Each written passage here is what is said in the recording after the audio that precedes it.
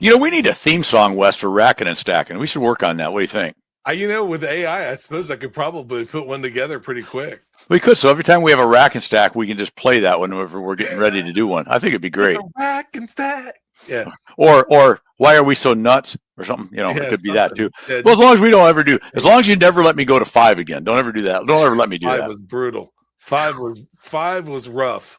It was. 3 I love. We've talked about this before. 4 we did once, and that was challenging. Yeah. I got to be honest.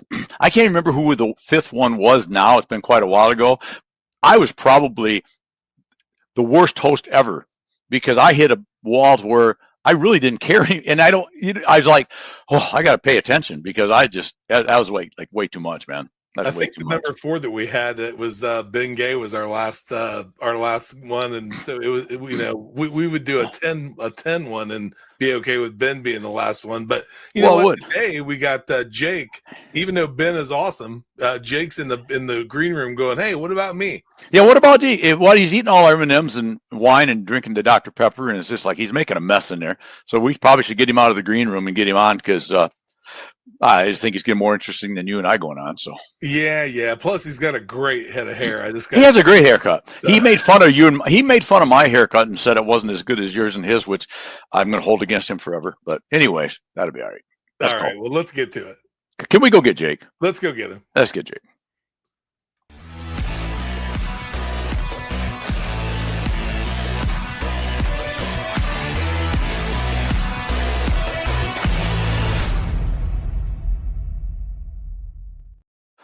Dude, that is a head of hair right there, buddy.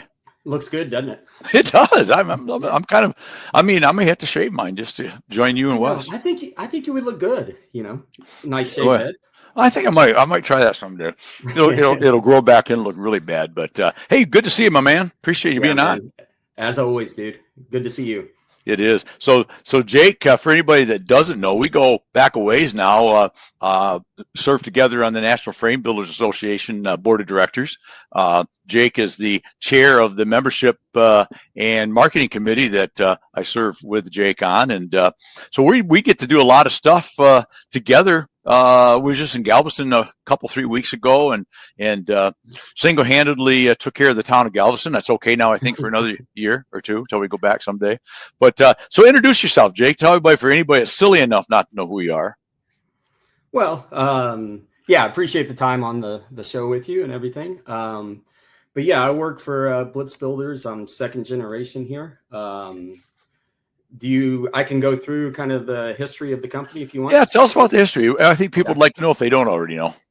Yeah, basically, Blitz was founded in 1981. It used to be, Randy, do you remember Wicks Lumber Company? I do, yes. Yes. Yeah, so Blitz was a building division of that. And then when they shut down, we went out on our own.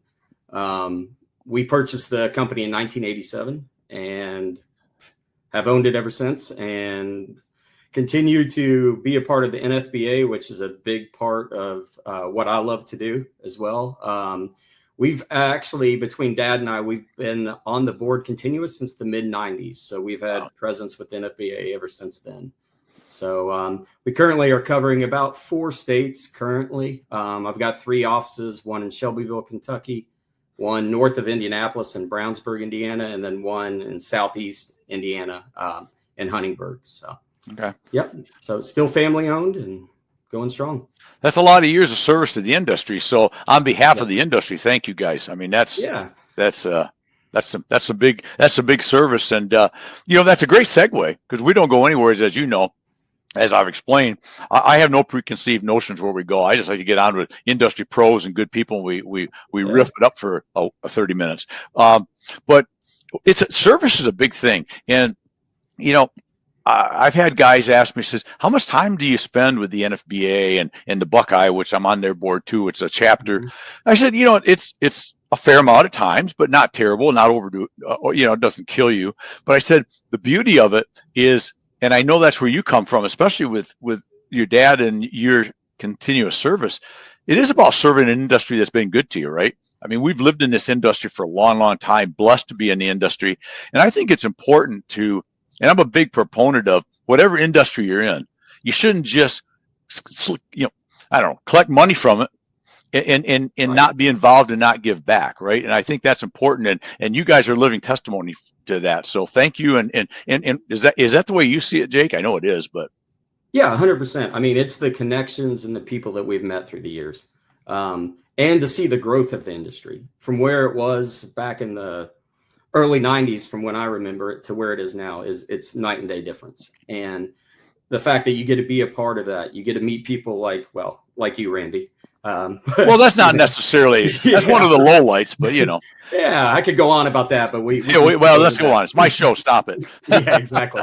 But yeah, no, it's just, I don't know. I just feel like it's a big part of doing the service, like you're talking about, is just giving back. And how can we grow this? Because eventually you and I aren't going to be around doing this. And so what's the legacy we can leave? What can we leave on this industry for the people that are involved and push it forward? And I think that's a big key that you and I are pretty heavily set on, both of us together, is how can we push this forward? How can we drive it? And no, I mean, I love it. It's a blast. It is. It's such a great industry with such great people. And what I found with my few years that I've been involved with the board now, everybody's there for the same reason. And that's the beauty of it. Everybody, as you just hit, people want to drive this industry forward. We want to assist the members, and we want to help raise the old saying, high tides raise all ships, right? We just want to bring everybody up, or help everybody, give them the tools to raise their level, or raise the game, because we're all judged in the industry, whether it's on the supplier side that I live, or on the builder side where you live. You want to, if you don't get a building, or if a customer doesn't buy a building from you, and I'm sure you agree with me, that you want them to still have a good building, because that reflects on the post frame industry. And I was talking to a guest earlier on the show. I'm in the fastener industry, as you know. If you don't buy fasteners from me, that's fine. But I don't want your fastener to fail that you buy from somebody else, because again, that reflects badly and poorly on the industry. Forget the fact that some building owners got a bad experience. But it goes bigger than that, as that reflects the whole industry, right? And so I think it's important, and that's a lot of stuff that we've been working on, is how do we elevate that game? How do we help everybody that doesn't know how to elevate that game? How do we give them the tools to elevate their game, right? And that's a part that I'm really proud to be involved with. 100%. And going back to what you said, like, yeah, if somebody doesn't buy a building from us, that's fine. But make sure it's a reputable builder. But the key with the NFBA to me is the educational factor that you can teach, your future customers, or even if a customer doesn't buy, like, use somebody that's a part of this association.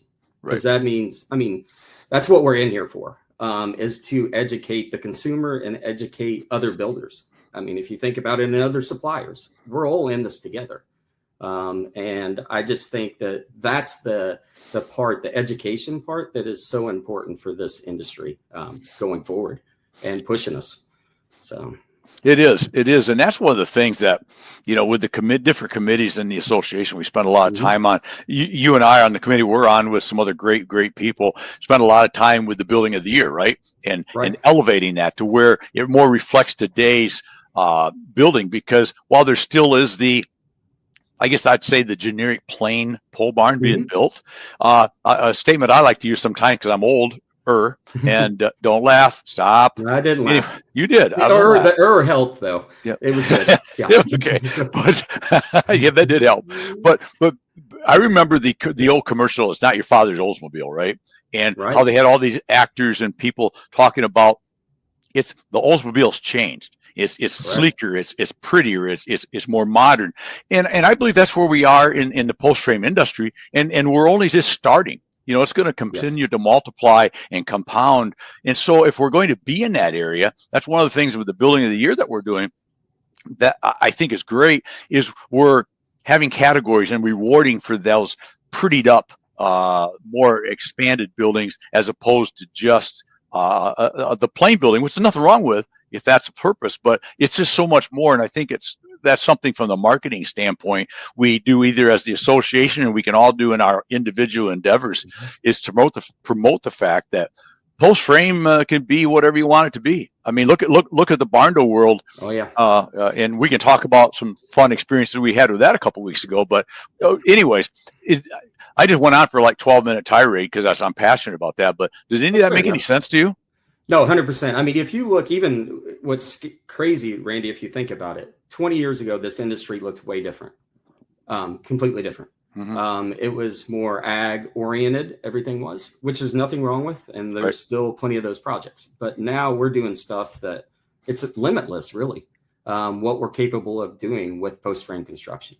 And to me, just seeing that change and then trying to be on the cutting edge of it and continue to grow it and push and figure out new innovative ways we can, design different stuff, just come up with different ways that it's being used. I mean, it used to be literally as for a guy wanted to put his tractor under a building. That was it. That was the industry in the 80s. I mean, even the 70s. Now, I mean, you're building $4 or $5 million projects that are out of this world when you look at them. And also too, from the supplier side, how you guys have been able to raise the game too, because that makes a big difference on the builder side, what we're able to sell, what we're able to, put out there on the market. It's huge. And just to see the growth and where we are from where we were. I mean, it's not even remotely the same industry, really. It's crazy. It's not. I talked to a group the other day, and we was talking about that, and I really aged myself with this a little bit. I mean, I look pretty good for 89, right? You look great, man. Yeah, I'm proud of you.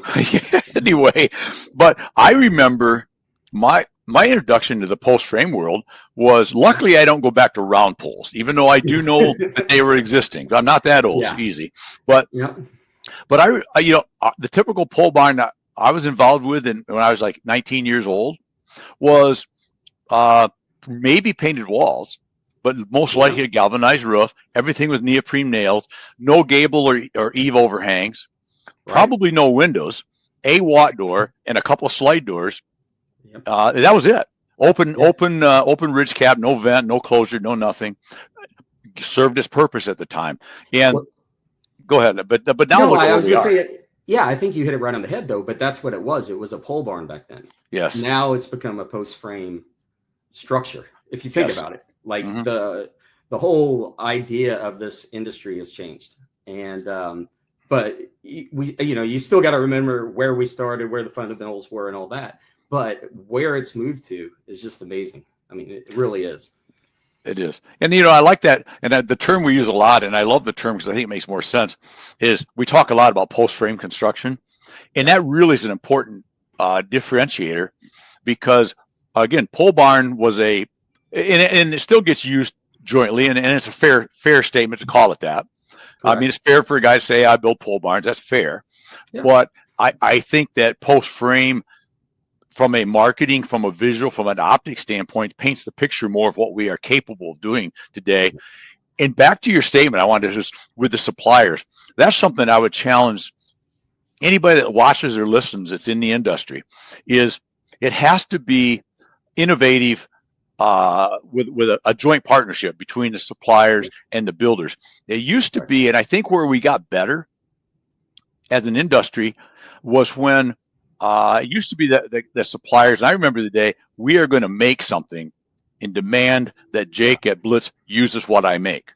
Now we're getting much better with listening to what Jake says. Hey, could you do this? What about this? Boy, it'd be great if we had this. And we're getting better at listening to what you come and say, look, I would really like this. Is there any way you can make it? Or what you're doing doesn't make any sense, and here's why. And I think we've got way better as manufacturers in general with being partners with the industry, the builders, because that's where it has to be driven. Mostly. I'm not saying that there aren't good, smart engineers or innovative people at the manufacturer that comes out with this new widget, because we do. Yeah. But a lot of that has to come from the builder, the people using the product, saying, hey, here's what I like, here's what we need, here's what would make us better. And I've seen a lot of that over the last couple of decades. And I think that has a lot to do with how we've got better as an industry. Would you agree with that? 100%. Yeah, I think you nailed it right on the head. It's that collaboration between the supplier and the builder, because you guys, we can tell you what the customer wants or what we see is working in the field, all that, but you guys to come up with that design, whatever it is. But that collaboration is key. And I think that's what really makes an FBA work well together, is that we have a very good collaboration with suppliers and builders. And the more we can continue to do that, the more we're just going to see growth for both sides. And obviously, we're both in it to, if the industry grows, we both grow. That's just the way this all works.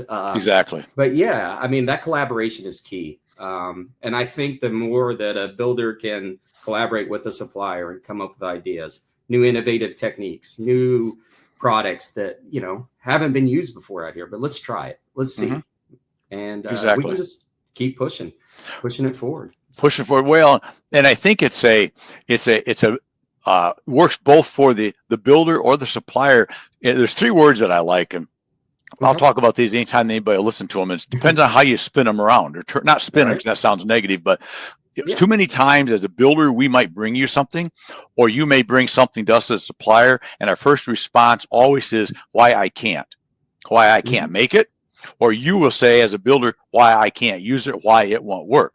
And I think we need both sides, if you will. Number one, there shouldn't be sides, but both sides of that coin should spin those words a little bit to why can't I, with a question mark. If I bring this to you, Jake, you say, never seen that before, Randy. Why couldn't that work? Let's talk about it. Let's talk to my crews about it. Let's whatever.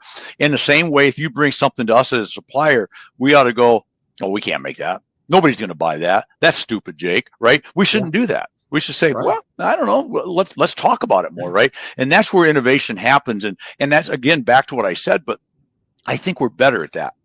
And I think we get better at that when people belong to associations like the NFBA and our chapters, because it brings supplier and builders together to where it's not just a guy calling on a sales call with a local builder. It's you're all together with a big group listening to seminars and listening to speakers and chatting on the showroom floor, catching up with other builders, catching up with, I mean, you see times where, 2 competitors are chatting with each other a little bit, not trading secrets and doing any of the antitrust stuff, but they're just making the industry better, right? And I think that's huge. No, I think you nailed it right on the head. And I love that, why can't I? Because I think if you can do that, then you open up doors to basically anything. Why can't I do this? Why can't I do that? And then, you can live up to, a customer has a dream. They want this. Well, why can't we do it? So let's do it. Exactly. Let's figure it out. I find that statement is very, very true. I think on both sides. And I also like how you talked about how there's not really sides. And I feel like in the NFBA, we do a really good job of, it's just we're in this together. And I think we can continue to get better at that. And I think we are getting better, but I do think that is the key also going forward. I do. And to piggyback on that, I think for people that don't know the insides of how that works, right. The board is made up of not just all suppliers and a couple builders the other way around. We actually keep it more builders than suppliers for a purpose, for a reason, but it's fairly tight. It's not 50-50, but it's fair split to where there is interaction. We're sitting next to each other at board meetings. We're not like there's a group of builders and there's a group of suppliers and we're anti anything. It's just the opposite, right? It's half the time when we're together at meetings, I forget who's a builder member and who's a supplier member because it doesn't matter. Yeah, we're just you nailed it. Yeah, we're just here together. We're in for the same purpose. It doesn't matter. I mean, I'm with you though. I'll zone out and not remember who's a builder, who's a supplier, and we'll just start talking. Yeah, we just sat there. We're just talking to Jake and Linda and Josh. I mean, right? I mean, I don't remember who's what. I mean, if you think about it, you remember, but it doesn't matter. Is Josh still a builder, though? I just got to ask. Is Josh a builder still? Yeah. Well, Josh sits in an office a lot. Yeah, I kind of got that feeling, but I was just checking. Yes. And we'll get hit up on this one when he watches this. That's okay. We should be careful because Josh is the president-elect, right? So I we know. better be. That's why I threw that out there. That's right. We may be out of a board position. That's fine. Oh well, whatever. We'll figure something out. We can do a podcast together. That's We'll just fine. podcast all day. We'll just do podcasts every day. Yeah, that We'll say, works. yeah, you didn't invite us to the board meeting, Josh, so we're going to do a podcast. That's kind of the way I'm thinking. Yeah, there you go. Yeah, you can't beat us, buddy. Yeah. But no, so tell me a little bit more about. We talked a lot of NFBA, and we can talk more if you want. But I really want to talk a little bit more about your business too, and Blitz and what you guys do. I think you're kind of a cross section of. You'll build about almost any type of structure, but is there a specialty you like? Is there an area that you enjoy the most, or don't you care? That's an interesting question there, Randy, because like I think it just depends on what time of the year and what year, because like it seems like the industry is growing and changing so fast that we're building pretty much everything you laid out earlier. And I think in a way I really like the challenging projects that really make you think, make my guys think. When we're in the field, it's challenging. Designing it is challenging. I enjoy that side, but also too, it's kind of nice to go out and just build a simple building every once in a while. Just have, but yeah, we do, you name it. Anything from agriculture, big equestrian projects, especially located here in Kentucky. A lot of riding arenas, large horse barns, etc. All that. Definitely enjoy that side of it. And then anything light commercial through residential with the barn doors, which you and I got to go tour here down in Galveston, which was very enjoyable. But yeah, you name it, man. We pretty much build it. So I don't know if there's this select one that I actually blows me away that I'd rather work on, but I do like the more challenging, projects just to get your mind continually thinking and how can we push the industry? How can we do something different that not everybody's going to do? Because that's one thing I find also interesting is that, most people can go build a rectangle building. I mean, it's pretty simple, but when you get into the more complicated ones, those are where the specialties and you have to know what you're doing. And like that stuff is more intriguing to me anymore, I'd say. Hey, friends, it's Randy here, the owner of Source One Marketing, ibuyfromrandy.com. And I got to tell you, we are proud to sponsor the Building Wins Live podcast and vlogcast. We have 4+ decades in this beautiful industry of supplying materials, supplying services, supplying marketing assistance, and we just are proud to sponsor Building Wins Live and some great guests that we have every single week, many of them from our beloved industry and many of them from outside the industry that still bring some incredible content. So make sure to check us out at ibuyfromrandy.com and let us know what you think about this show. For now, thanks for checking this out. Let's get back to the show. Yeah.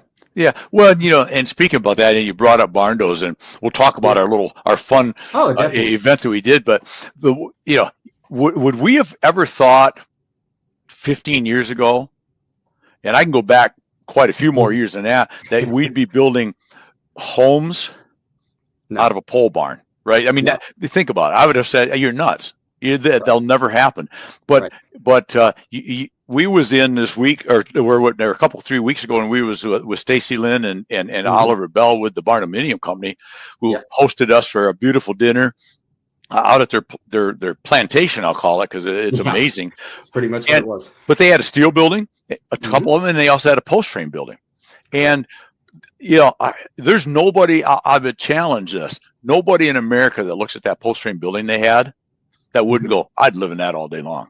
Right. I mean, it was just, what's the word I want? I'm going to try glorious, maybe is the word. I mean, it's just absolutely built beautiful. Right. And no idea would you believe that was a post frame building. When you're inside it, you have no idea. No. I mean, if you're not seeing any of the framing or anything, you have no concept. But the fact that you can clear span, do whatever you want with the interior walls, because there's no load bearing walls, it's phenomenal. I mean, you literally, what they kept pushing, Randy, and I agree with it. It's the lifestyle, and you can make that thing whatever you want, and that's such a cool concept that we're able to do with this stuff, and it really is up to the customer what they can dream. It is, and they've proved with some of the design work they do that I'm not sure you could outdream Stacy. I don't think. I don't think you can. No. I think if you had all the money in the world and said, I don't think you can do this, Stacy. Oh, look out, because she's that good. I think it would get scary, and it might be fun too. It might be. It might be. Yeah. But but you're right. The lifestyle, and that was what was really, and Stacy and Oliver talked about it a lot about that when we was together out there. Mm-hmm. That's how they talk to customers, is the lifestyle, which is a little bit, I think, falls into, they've taken that to another level, but I think that works in the equestrian world too. I think there's a lifestyle there that you need to know what the horse people want and how they live and what they expect, and that's a lifestyle. But this is it's an Arcadian lifestyle, and I use that because one of my manufacturers, we have the big sliding doors, MWI components. Give them a little shameless post, promotion here, but and they call it the Arcadian slide doors because that's the simple lifestyle, the rural lifestyle, and that's what they're really promoting. And I love the way they talk about that. Is it's not just a building. Right. It's a lifestyle. It's having your kids around you every day after school. It's going out and doing your own brush hogging. It's going out and mending your own fences for the horses. It's a lifestyle, right? Not just not just a building or a home that you come home to after a 9 to 5, right? It's a whole lifestyle, and I love that. Well, I think it's a great word. If you think about it, you can use it for anything.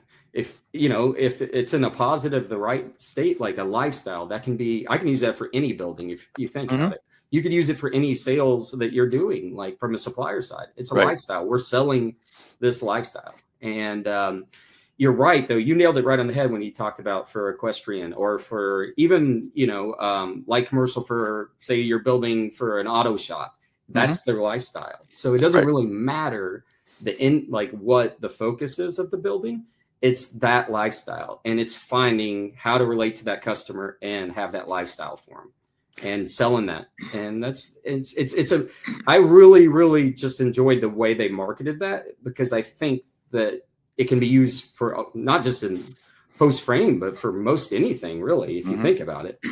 A lot could be learned from they're built. Not only are they very good at what they do from a design and a standpoint, but they are so good at marketing that lifestyle to people.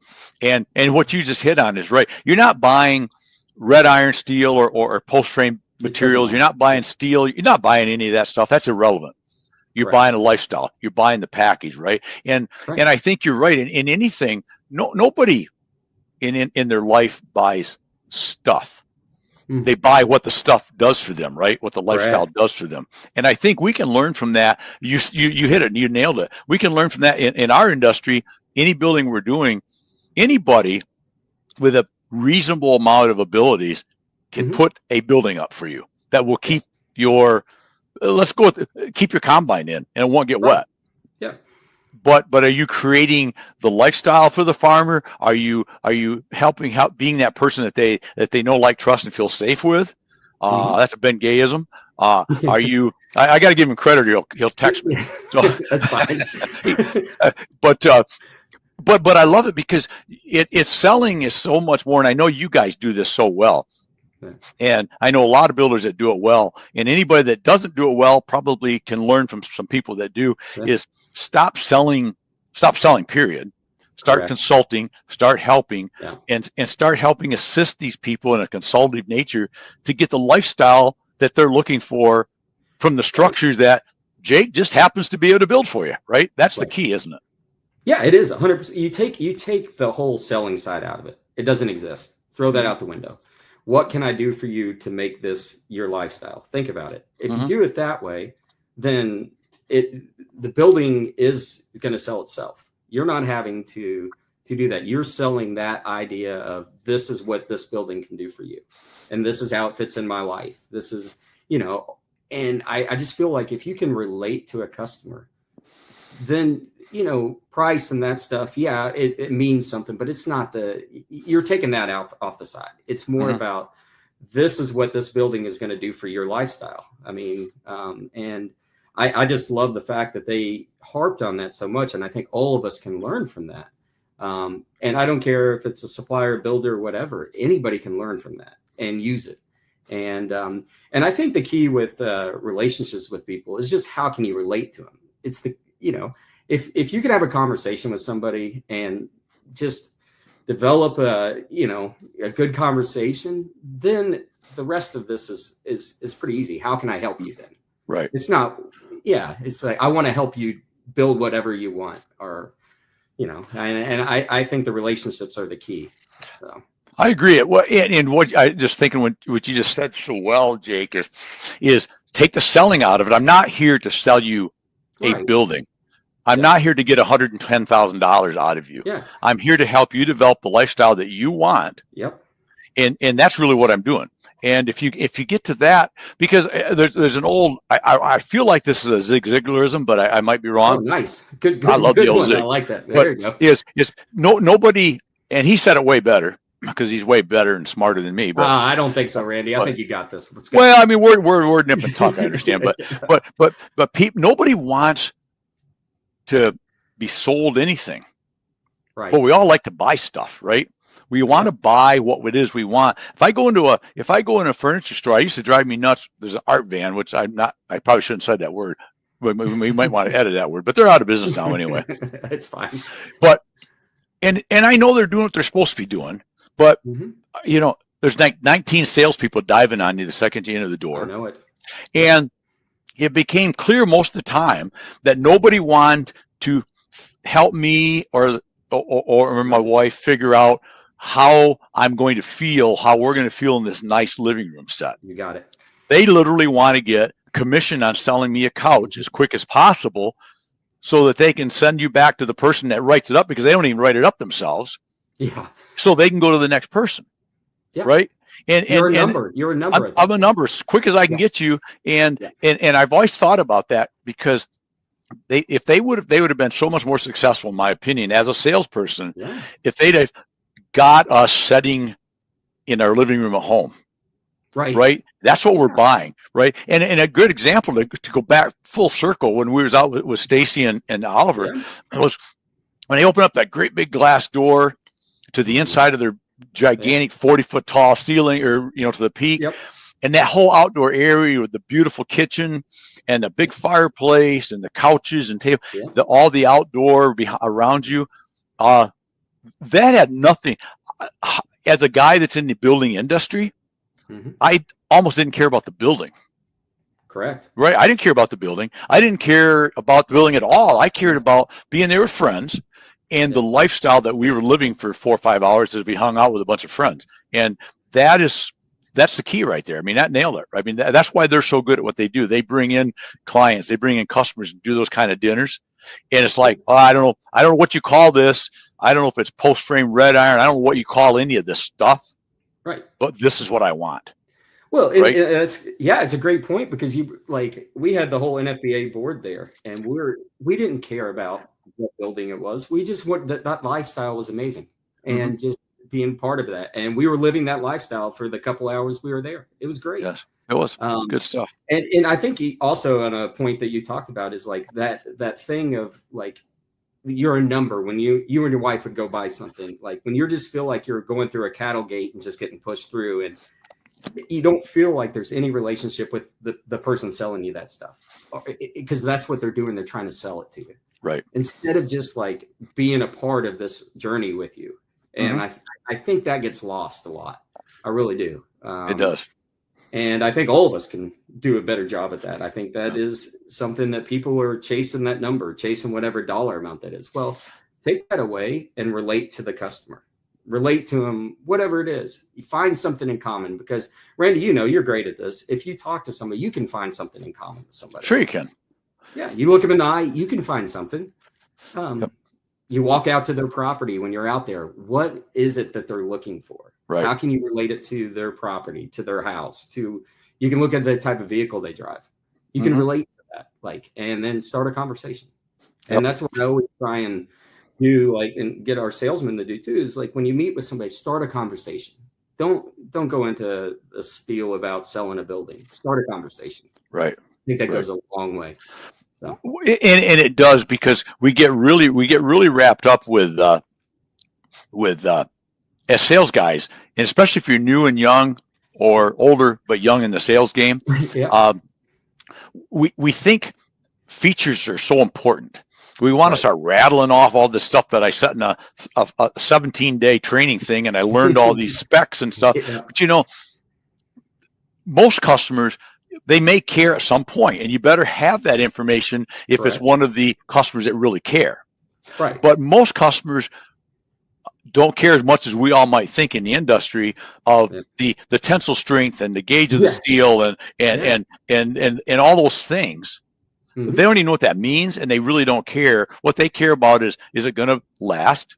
Is it something? Is it going to keep me warm and cool? And is it going to keep the rain out? And am I going to live a fun lifestyle inside the structure? So I think we quit selling the vision, and we just sell stuff. And nobody just wants to buy stuff. That's a pile of stuff that some lumberyard or roll former delivers and drops on the ground. But what is that going to do for you? It's not until somebody like Jake comes in and his crew turns this into their Coliseum, right? And until that's done, it's just a bunch of stuff that 19 other people could have delivered a pile of stuff. Correct. Yeah. Right. It makes no difference. And in today's world, it probably was all good stuff. Okay. I mean, it all done what you wanted to do. If you got to but it's getting it put up properly, accurately on time, and issues are taken care of. And did you, like you said, listen to the customer? And did you design the stuff to give them the lifestyle they want? Yeah. Or did you just build a bunch? Yeah. So go ahead. No, you're 100% like that. The stuff side of it, anybody can do that. Let's be honest. You can go buy a package anywhere. And it's stuff, and it's sitting out there, and it's probably good stuff, right? I mean, I'm sure it is. It's probably fine stuff. Yeah. But then you also have the customers, and it's not many, but you're right, Randy. It's listening to that customer, because when you find out what it is they want, some customers do want to know all the detail. They want to know the specs on every single thing. And then if you have that, you can provide it. But it's listening to what they want to know. Because most people, honestly, it's the biggest thing, is what color is my building going to be? Right. Or what color are my windows? That's the kind of stuff. So you just got to read it and figure it out. So, no, I think you nailed it right on there. Well, the thing is we're back to the I guess we may have never said the word, maybe we did in this conversation, but listen, listen a lot, ask the questions, ask open-ended questions. Yeah. But listen to what the customer tells you, because there's this funny thing that I found over the years, and I always didn't. I mean, when I was young and dumb, I wanted to peddle all the stuff I knew. And if you said, I would like to buy right now, Randy, I said, hold on, I got more stuff to tell you. Wait up. Wait. I got to finish this, right? Nowadays, oh, you're good? Well, here, sign here, press hard, there's 3 copies, right? I mean, but the point of all that is listen. They'll tell you how to use the word sell now, but they'll tell you how to sell them if you just listen to them. And secondarily, I believe also that I don't want anybody to misconstrue that you don't want to sell something at the end of the deal, because I think after you spend hours and days putting a project together and all the time, at the end of the day, you would like to sign a contract, right? Well, but you have to earn the right to ask, in my opinion. And if you ask before you've earned the right, it's probably always going to be a no. So let's get to a point where we've earned that right. And I'm not afraid to ask. If we've covered everything you've asked, Jake, we've spent 3 different trips together, we've covered it all. Then I'm going to ask you for the order, because that's the only next step, right? But you had to earn that respect to get exactly. there. Exactly. And you nailed it right on the head. It's that listening to get to that point.